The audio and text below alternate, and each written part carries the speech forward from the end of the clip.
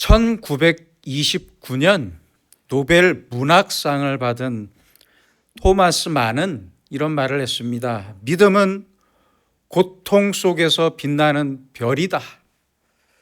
청춘의 특징은 생기 있고 경랑처럼 거친 열정과 끝없는 꿈을 지니며 순백색 눈처럼 순수하다는 데 있다. 청춘은 분명 인생의 꽃이며 값을 매길 수 없는 보석이다.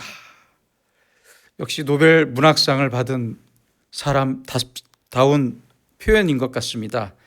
다시 종교개혁주의를 맞이하는 오늘, 여러분이 소유한 믿음은 지금 청춘입니까? 아니면 어느새 다 늙고 시들고 변했습니까?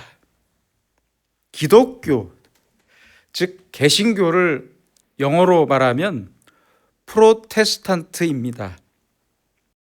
이 말은 프로테스트라는 단어에서 나온 말이며 그 뜻은 항의하다, 반대하다, 저항하다라는 의미입니다. 그런 의미에서 개신교인들은 저항적인 무리라고 할 수 있습니다. 과거 캐톨릭 교회의 그 심각한 잘못을 반대하고 저항했다고 해서 반대하는 사람들이라는 말로 잠깐 안 좋게 불리기도 했지만 이제는 그 말의 뜻을 아주 명예롭게 받아들이고 있습니다.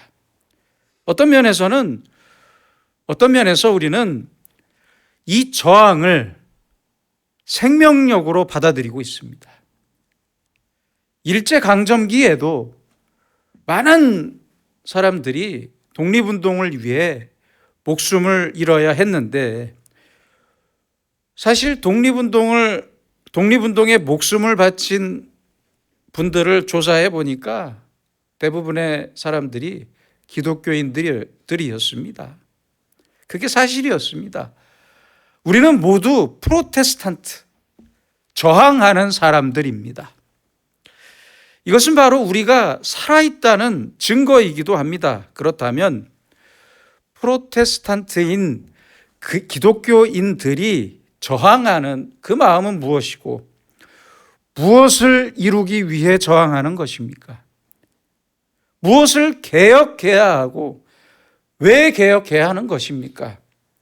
이 저항과 개혁은 결코 일시적인 것이 아닙니다. 일시적인 것이나 끝난 것이 아니라는 말씀입니다. 이것은 단순히 508년 전, 지금으로부터 508년 전 종교개혁자들만의 이야기가 아니라는 말입니다. 우리의 저항과 개혁은 지속적인 것입니다. 언제나 어디에서나 누구에게나 개혁은 반드시 있어야 합니다. 이러한 개혁적 세계관, 개혁적 신앙이 바로 우리 그리스도인의 특성입니다. 개혁은 변화이고 변화는 언제나 두 가지로 대비됩니다. 먼저 자연적인 생명의 변화를 생각해 봅시다. 생명의 변화는 성장하거나 썩는 것입니다. 둘 중에 하나예요. 이렇게 둘로 대비됩니다. 생명이 죽으면 썩는 변화가 찾아오고 살아있으면 어려운 환경을 극복하고 저항하면서 성장하게 됩니다. 성장하거나 썩는 것, 바로 이것이 생명의 변화입니다. 그렇다면 이제 인간과 사회의 변화를 생각해 봅시다. 피동적인 변화, 즉 억지로 당하는 수동적인 변화, 무의식적인 변화는 부패와 타락으로 이어집니다. 반대로 창의적이고 의식적이고 적극적인 변화, 선택적이고 자발적인 변화, 바로 이것이 개혁입니다. 생명은 언제나 사망과 더불어 싸우고 썩어짐과 싸우고 부패와 싸우면서 생명을 나타내고 성장합니다. 그러기에 저항과 개혁을 절대 부정적인 의미로 생각하면 안 됩니다. 우리는 부정을 위한 부정이 아니라 긍정을 위한 부정을 해야 합니다. 이 저항은 대책 없는 파괴를 의미하지도 않습니다. 오히려 새롭게 세우고 건설하기 위한 파괴입니다. 그래서 개혁의 목적은 예전의 것을 무조건 다 없애버리자는 것이 아니라, 그런 것이 아니라 오히려 예전의 순수함과 그 모습으로 돌아가자는 것입니다. 보니까 언젠가부터 예전의 순수함을 다 잃어버리고 모르는 사이에 본래의 목적을 떠났습니다. 그래서 다시 그 첫사랑으로, 첫 마음으로, 첫 동기와 목적과 근본으로 돌아가자는 겁니다. 바로 이것이 개혁입니다. 오늘 성경 본문 중에 7절입니다. 다른 복음은 없다. 다른 복음은 없다. 여러분, 그렇습니다. 바울의 말씀처럼 다른 복음은 없습니다. 복음은 오직 하나입니다. 하나. 그런데 다른 복음이 이때에도 있었습니다. 사도 바울이 말씀한 다른 복음은 무엇입니까? 그것은 갈라디아서 전체를 살펴보면 바로 율법주의입니다. 공로주의, 형식주의, 의식주의, 인본주의를 말합니다. 쉽게 얘기해서 사람이 자기의 의로서 하나님께 나아가려는 마음을 말합니다. 여러분, 그렇습니다. 가짜는 진짜보다 더 좋게 보일 때가 있어요. 그리고 가짜는 아주 조용하게 스며듭니다. 그래서 바울은 갈라디아서 2장 4절에서 설명합니다. 이는 가만히 들어온 거짓 형제들 때문이다. 가만히 들어온 것, 나도 모르게 무의식적으로 조용히 스며들어서 복음의 진리를 왜곡시키는 것입니다. 이것 때문에 시작은 순수했지만 나중에 변질되었습니다. 출발은 아름다웠는데 어느덧 중간에 보니까 그 마음을 잃어버렸습니다. 그래서 바울은 갈라디아 교인들에게 외쳤습니다. 성령으로 시작했다가 이제는 육체로 마치겠느냐? 은혜로 시작하고 믿음으로 시작했다가 율법으로 내 공로와 내 욕심으로 마쳐야 되겠냐? 그 말씀입니다. 순수한 마음과 사랑으로 시작했다가 왜 그 사랑으로 마치지 못하냐는 말씀입니다. 본래의 목적을 분명히 하지 않으면 결국 방법과 과정이 그 목적을 배신하게 됩니다. 그러므로 우리는 언제나 그 본래의 목적과 순수했던 동기로 계속해서 돌아가야 합니다. 개혁자들의 마음은 오직 예수 그리스도의 복음에 있었습니다. 복음, 순수하고 절대적인 복음, 바로 이것이 개혁자의 마음이고 개혁자가 이루고자 하는 것이었습니다. 종교개혁을 이루었던 많은 개혁자들 중에서 대표적인 개혁자였던 마틴 루터는 바로 이 갈라디아서의 주석을 2번이나 썼습니다. 한 번만 쓰기도 대단히 어려운 일이거든요. 성경의 주석을 쓴다는 게 아주 어려운 일이에요. 그런데 이 갈라디아서를 2번이나 주석을 썼어요. 그가 말하는 갈라디아서의 주제는 단순합니다. 순수한 복음입니다. 순수한 복음. 오직 십자가, 오직 믿음, 오직 하나님의 은혜로 구원을 받는다는 것이 바로 갈라디아서의 주제입니다. 또 한 명의 개혁자였던 사도 바울에게도 복음은 오직 예수 그리스도, 오직 십자가 뿐이었습니다. 그것을 믿는 믿음으로만 구원을 얻는다는 신앙, 즉 복음의 절대성을 믿었습니다. 그래서 바울은 오늘 본문에서 아주 확실하게 말씀합니다. 우리가 너희에게 전한 복음 외에 다른 복음을 전하면 저주를 받을지어다. 무섭죠? 내가 믿고 전하는 복음, 이것 외에, 사도들이 전하는 복음 외에 다른 복음을 전하는 자는 저주를 받을 것이다. 바울의 이 절대적인 확신이 부럽기까지 합니다. 그는 바로 이 절대적인 복음을 위해 목숨을 버렸어요. 자기 목숨까지 버렸어요. 한치의 양보도 없었습니다. 그런데 바로 이러한 복음을 전할 때 중요한 것이 있습니다. 한치의 양보 없는 확신에 찬 사람들은 시간이 지나다 보면 자기 생각만 고집하는 독선에 빠지기가 쉽습니다. 그렇잖아요? 그러나 바울은 절대 그런 사람이 아니었습니다. 그는 복음을 절대화함과 동시에 자기 자신을 아주 객관화하고 있습니다. 다시 8절입니다. 그러나 우리나 혹은 하늘로부터 온 천사라도, 사도나 천사라도 우리가 너희에게 전한 복음 외에 다른 복음을 전하면 똑같이 저주를 받을 것이라고 말씀하고 있어요. 저주를 받을지어다.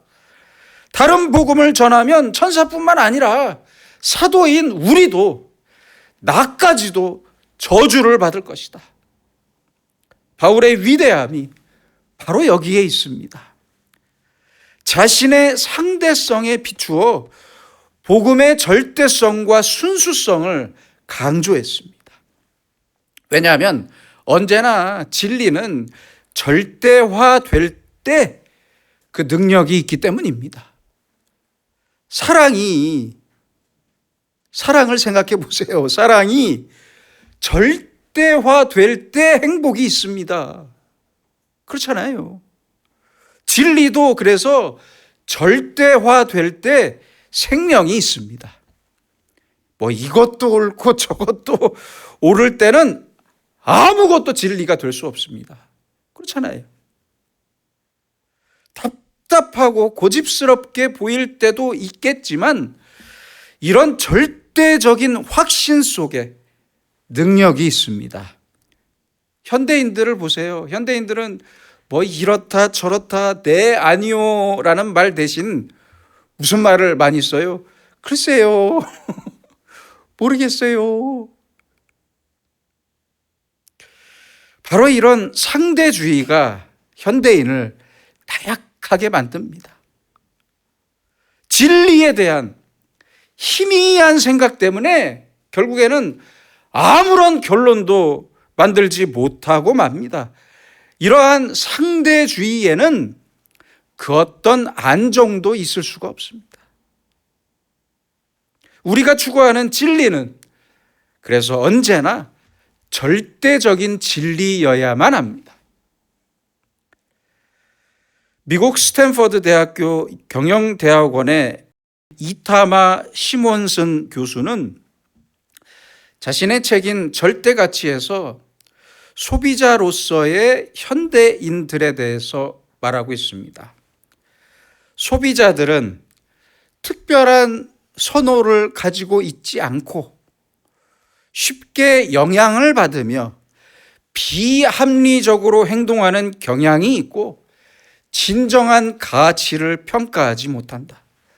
소비자를 빗대어 현대인을 비판하는 말입니다. 이렇게 분석하면서 이것을 타협 효과라고 말했습니다. 적당히 타협하면서 산다는 얘기예요. 여러분, 우리는 아무런 개혁 없이 하루하루 대체 무엇과 적당히 타협하며 살아가고 있습니까? 그렇잖아요. 잠시 준비한 영상을 보시겠습니다. 다른 건 다 양보해도 이것만큼은 취향 고수.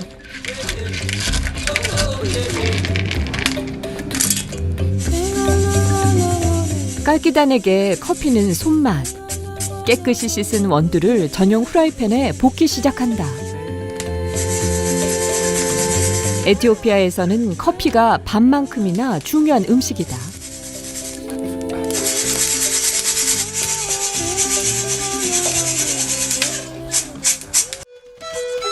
그러게 갓 볶은 커피 향이 집안 가득 그윽하다.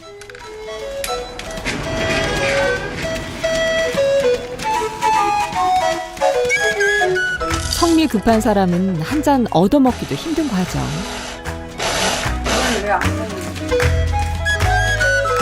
시작한 지 30분이 넘어서야 겨우 커피가 물을 만났다.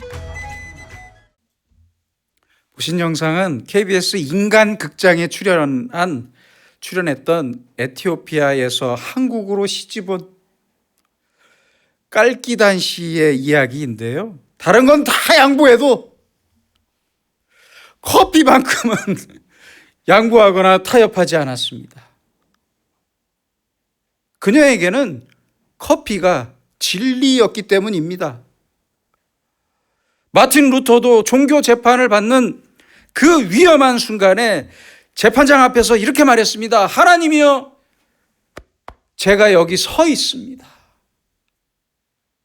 내 편이신 하나님 외에 마틴 루터는 그 누구와도 타협하지 않았습니다.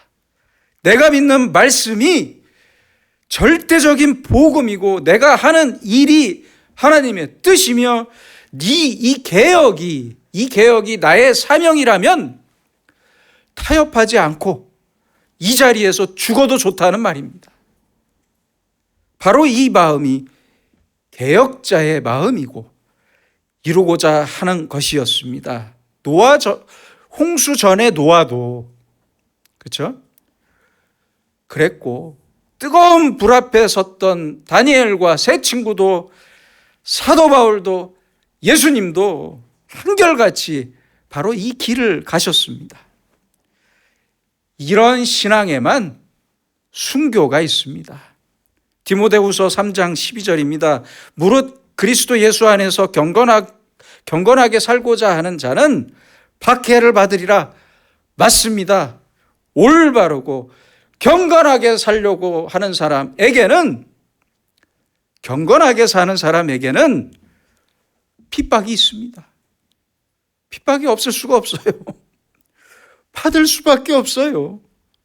그럼에도 불구하고 끝까지 경건하게 살고자 몸부림치는 이것이 바로 개혁적인 신앙입니다.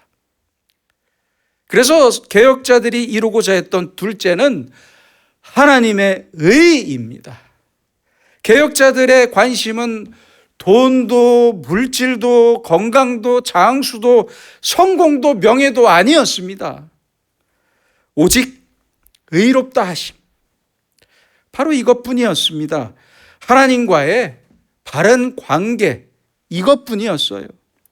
하나님과의 바른 관계만 있으면 가난해도 좋고 병들어도 좋다는 거예요. 상관없어요. 하나님과의 바른 관계, 즉 의롭다함을 얻는 길, 그것은 내 공로도 아니고 내 선행도 아니고 고행도 아닙니다. 신비적인 체험도 아닙니다. 마틴 루터가 종교 개혁을 할 때 그에게 있어 가장 큰 적은 이성주의와 신비주의였습니다. 이성주의는 하나님을 떠나 인간의 이성을 중심으로 하는 이성 중심의 사상이었고, 내가 경험한 것을 절대화하는 신비주의도 내 경험을 앞세우는 주관적인 사상이었습니다. 그래서 루터는 이 둘을 모두 인본주의로 생각했고, 하나님의 의롭다 하심을 얻는 길은 오직 예수 그리스도로 말미암는 의를 받아들이는 것으로 믿었습니다. 그래서 믿음에 대해서 이렇게 정의했습니다. 믿음은 그리스도의 의를 받아들이는 것이고 은사를 담는 그릇이 된다. 이렇게 정의했습니다. 또한 구체적인 생활 속에서 하나님과의 바른 관계를 믿음이라고 정의했고, 이것은 그대로 겸손과 순종을 통해 이어지게 됩니다. 하나님과의 바른 관계로 의롭다함을 받을 때 용기가 생깁니다. 이 용기는 돈이 주는 게 아니라니까요. 의가 주는 용기입니다. 이것이 바로 우리 그리스도인에게 최고의 복입니다. 하나님이 나를 의롭다 하시기만 한다면 그 어떤 환난이나 실패도 죽음도 상관없습니다. 이길 수 있습니다. 옛날에 이스라엘 사람들은요, 의롭다함을 회개나 믿음이 아닌 혈통에서 찾았어요. 그래서 기록에 따르면 랍비들이 이렇게 말했다고 합니다. 아무리 가난해도 이스라엘은 이스라엘이다. 이스라엘은 귀족이고 아무도 지옥에 가지 않는다. 왜냐하면 우리는 아브라함의 후손이기 때문이다. 여러분, 이것은 집단적인 정신병입니다. 아주 병세가 깊어요. 망상입니다. 그 누구도 자기의 의나 혈통으로 하나님 앞에 설 수 없기 때문입니다. 오직 예수 그리스도의 의를 믿고 십자가의 복음을 믿고 나아갈 때만 의롭다 하심을 얻을 수 있습니다. 이 사람에게는 두려움이 없습니다. 로마서 8장 33절로 34절에서 사도 바울은 아주 놀라운 고백을 하고 있습니다. 의롭다 하신 이는 하나님이시니 누가 정죄하리요? 이것이 사도 바울의 용기였습니다. 바로 이것이 하나님의 의를 이루는 개혁자의 마음이고 개혁자의 용기입니다. 오늘 본문 10절에서도 바울은 중요한 말씀을 하고 있습니다. 이제 내가 사람들에게 좋게 하랴, 하나님께 좋게 하랴, 사람들에게 기쁨을 구하랴. 내가 지금까지 사람들의 기쁨을 구하였다면 그리스도의 종이 아니다. 그렇습니다. 바울과 개혁자들이 이루고자 했던 세 번째는 하나님의 기쁨이었습니다. 하나님만 기쁘시게 하기 위해 자기의 생명까지 바쳤습니다. 하나님을 기쁘시게 하기 위해 사람들의 제도와 권력에도 저항했습니다. 맨주먹으로 저항했어요. 바로 이것이 개혁자의 마음입니다. 우리는 누구에게 기쁨을 구해야 합니까? 하나님만 기뻐하시면 그만입니다. 하나님과 나와의 그 직선적인 관계에서 오는 기쁨, 이것이 개혁자의 기쁨입니다. 행복입니다. 세상 모든 사람들이 나를 죄인이라고 해도, 나를 바보라고 해도 하나님께서 나를 의롭다 하시면 그만입니다. 질투와 오해 때문에 누가 나를 비난한다고 해도 괜찮습니다. 아무런 문제가 되질 않습니다. 하나님께서 나를 기뻐하시고 의롭다 하셨다면 그걸로 만족합니다. 다른 소원은 없습니다. 바로 이것이 개혁자의 마음이었습니다. 개혁자의 마음입니다. 개혁을 위한 저항은 바로 내가 살아있다는 생명의 증거입니다. 그래서 개혁자들은 의를 위해, 하나님의 의를 위해 불의에 저항했습니다. 진리를 위해 거짓에 반대를 외쳤습니다.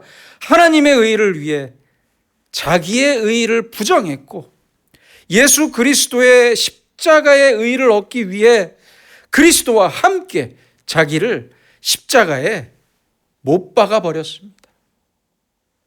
이것이 개혁자의 마음과 힘과 용기와 생명이었습니다. 오직 믿음으로 오직 하나님의 뜻과 영광을 위해 살아갈 때 하나님께서 우리를 의롭다 하시고, 개혁적 신앙을 갖고 살아갈 때, 나아갈 때 하나님께서는 반드시 우리와 동행하시고 선한 길을 열어주시고 큰 역사를 우리를 통해 반드시 이루실 것입니다. 기도하겠습니다. 전능하신 아버지 하나님, 성과 악, 의와 불의의 경계가 무너지고 적당한 타협을 좋은 가치로 여기는 이 혼탁한 세대를 사는 저희는 어느새 하나님에 대한 절대성과 순수함을 잃어버리고 말았습니다. 이런 우리를 불쌍히 여기시고 다시금 내가 출발했던 그 믿음과 사랑을 회복하게 하시고 본래의 목적과 하나님의 뜻을 재정비하면서 겸손한 믿음으로 십자가의 의를 얻게 하셔서 앞서간 믿음의 조상들을 따라 용기 있는 개혁적인 신앙인의 길을 걸어가면서 나와 가정과 사회와 이 세대를 개혁할 수 있는 가까운 식구들이 되게 하여 주시옵소서. 예수님의 이름으로 기도드립니다. 아멘.